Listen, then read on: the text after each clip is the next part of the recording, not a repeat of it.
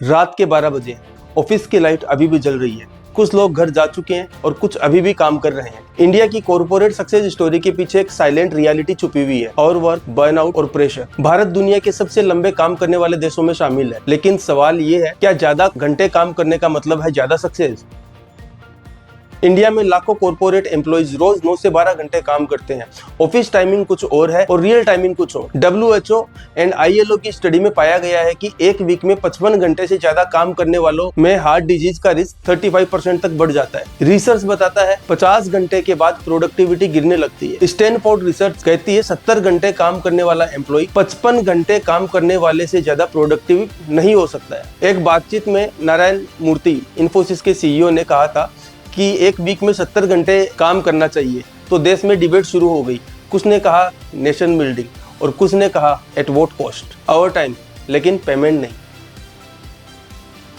एक सर्वे में पता चला है कि इंडियन एम्प्लॉइज 8 से 10 घंटे ज्यादा काम करते हैं, लेकिन ओवर टाइम नहीं मिलता है। कॉर्पोरेट लैंग्वेज में इसे कमिटमेंट, ओनरशिप, स्टार्टअप कल्चर कहा जाता है, लेकिन एम्प्लॉय डिक्शनरी में इसका मतलब है exhaustion. Labour laws overtime pay का प्रावधान देते हैं, लेकिन व्हाइट कॉलर सेक्टर में लूप होल्स, वीक एनफोर्समेंट इसको इनविजिबल बना देते हैं।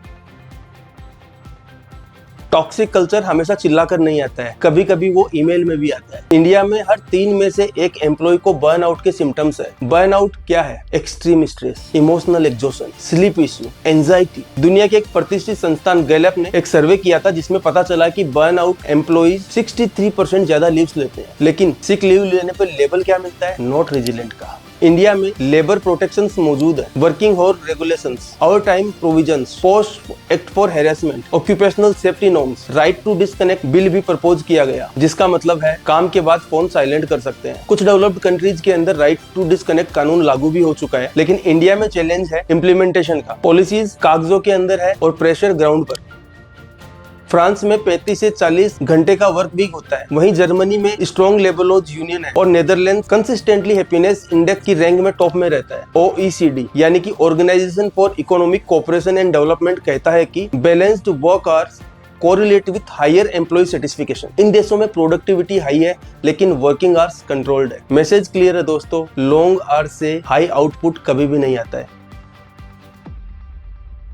अब बात करते हैं सॉल्यूशंस क्या है। आउटपुट बेस्ड इवोल्यूशंस होने चाहिए, मैंडेटरी ओवर टाइम पे होना चाहिए, स्ट्रिक्ट लॉ एनफोर्समेंट होना चाहिए, राइट टू डिस्कनेक्ट का इम्प्लीमेंटेशन होना चाहिए, मेंटल हेल्थ सपोर्ट सिस्टम होना चाहिए और लीडरशिप एम्पैथी ट्रेनिंग भी होनी चाहिए। रिसर्च कहता है कि happy employees up to 20% more productive होते हैं। जब एम्प्लॉय रेस्पेक्ट महसूस करता है तो इनोवेशन नेचुरली आ जाता है। कॉर्पोरेट सक्सेस इंपॉर्टेंट है, इकोनॉमिक ग्रोथ भी जरूरी है, लेकिन ग्रोथ अगर हेल्थ छीन ले तो वो प्रोग्रेस नहीं, प्रेशर है। इंडिया एक यंग नेशन, एनर्जी है, टैलेंट है। अब जरूरत है सस्टेनेबल वर्क कल्चर की, क्योंकि जॉब रिप्लेस हो सकती है लेकिन जिंदगी नहीं। अगर आप भी टॉक्सिक वर्क कल्चर एक्सपीरियंस कर चुके हैं या ऐसा कुछ कर रहे हैं तो कमेंट करें, शेयर करें। आंसर ही पहला स्टेप है। जय हिंद।